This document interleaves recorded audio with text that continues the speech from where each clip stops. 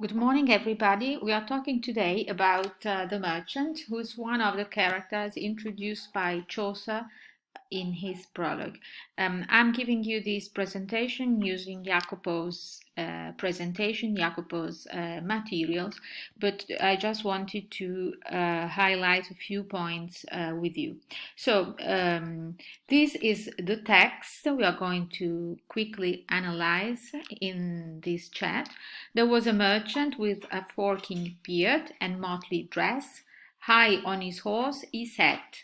Upon his head a Flemish beaver hat, and on his feet daintily buckled boots. He told of his opinions and pursuits in solemn tones. He harped on his increase of capital.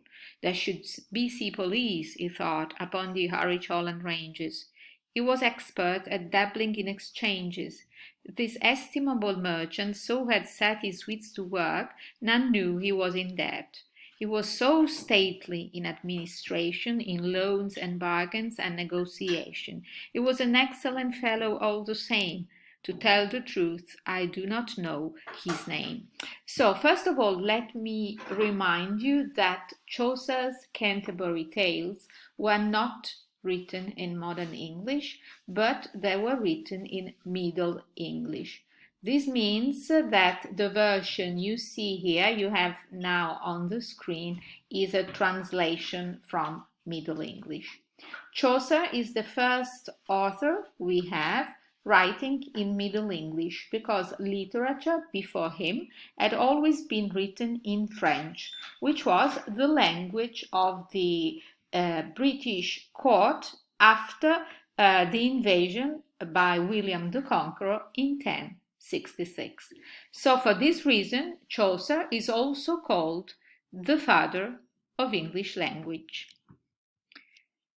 So let's now see more closely, more in detail, what Chaucer is telling us about this character. There was a merchant with a forking beard and motley dress. High on his horse he sat. Upon his head a Flemish beaver hat, and on his feet daintily buckled boots. So we have the description, the physical description of the man. And remember that this is the first time in British literature in which we have accurate physical and psychological descriptions of the characters. Before Chaucer, we had no form of literature similar to this, that is supplying us with plenty of details and insights in the characters. So the merchant had a forking beard and motley dress, una barba bipartita, and motley dress means a colorful dress.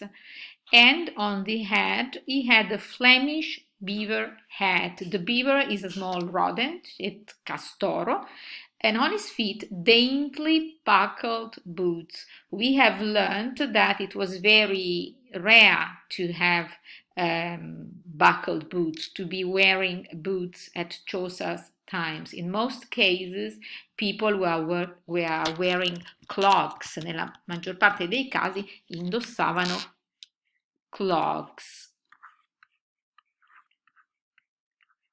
which are zoccoli. So we understand that he is a rich man. He's a man able to afford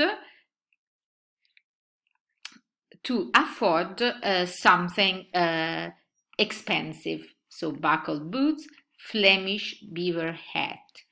The forking beard is a physical detail, but it's an interesting one because it somehow refers to the duplicity of this man, of this character. It's already a symbol of duplicity. Now, motley dress. Let's see what a motley dress is. It is a colorful dress.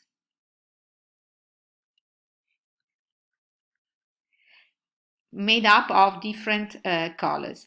And so we have three details concerning what he's wearing. No, four, sorry. No, three. 1, 2, 3, 1, 2, and 3, which means that he's a bit of the fashionista of the group.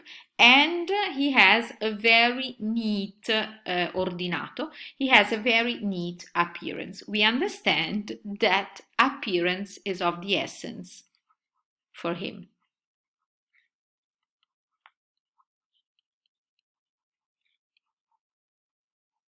L'apparenza è tutto per lui. He told of his opinion and pursuits in solemn tones. He harped, that is, he insisted on his increase of capital, that is, on his gains. We are now, this is the text written by Jacopo. He starts speaking about his job. The pursuits sono le attività. Harped, as I told you, means insisted. It was so we are in front of a vain character, a vainglorious character, someone talking about his himself, about his achievements, his gains, etc. We see here that he's very focused on himself, on his own concerns. There should be sea police, he thought, upon the Harwich Holland ranges. This was the sea trade between Holland and Britain. And this is an interesting social detail that historical detail that Chaucer is supplying us with. He is giving us a piece of information about what the political and economical situation of the times was. He was an expert at dabbling in exchanges, so he was an expert in making business, in trading. Nelle attività di scambio e commercio, he was a true genius. This estimable merchant so had set his wits to work, none knew he was in debt. Quindi aveva messo al lavoro his wits, his talents, and he was an expert, he had a neat appearance, he was sitting high on his horse, that is, he was an outstanding character. He was wearing a colorful, a motley jacket because he wanted to be remembered, he wanted to have a distinguished appearance. But no one knew he was in debt. And once again, Chaucer is using here an ironic tone. He was so stately in administration, in loans, bargains and negotiation. Quindi era così deciso, so proud in administration, loans, mutui, prestiti, bargains sono gli affari, that is good deals, and negotiation. He was an excellent fellow all the same. Why does Chaucer chooses to why does Chaucer choose to add this detail all the same? Because according to the medieval mentality, being in debt was a sign of moral weakness. So Chaucer is telling us that he was a good fellow, even if he was in debt, even if he was trying to hide all his failures from the others. But, and here again we can almost see Chaucer smiling behind these characters. To tell the truth, I do not know his name, even if he's trying to save appearances. Quindi dice, anche se sta cercando di salvare le apparenze. He's trying to save appearances, having a neat attitude, wearing an expensive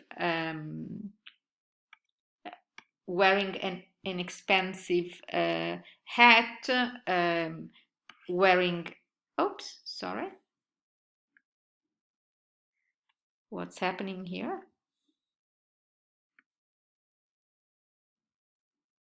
Okay. Wearing a hat, wearing boots, sitting high on his head, wearing a motley dress, even if he's trying to save appearances, in fact, we are talking about a deceiving appearance. Le apparenze ingannano.